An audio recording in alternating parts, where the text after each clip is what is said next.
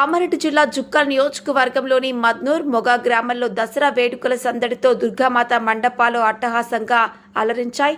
ఈ మండపాల్లో జుక్కల్ ఎమ్మెల్యే తోట లక్ష్మీకాంతారావు భక్తి శ్రద్ధలతో మంగళహారతులు చేసి పూజ కార్యక్రమాల్లో పాల్గొన్నారు.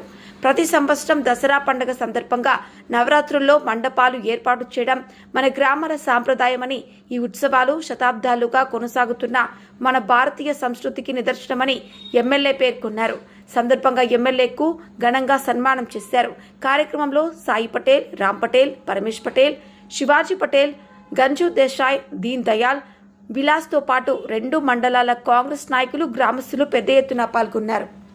భక్తి, భవ్యం, ఆనందంతో కూడిన ఈ దుర్గామాత ఉత్సవాలు గ్రామాల్లో ఘనంగా సాగాయి.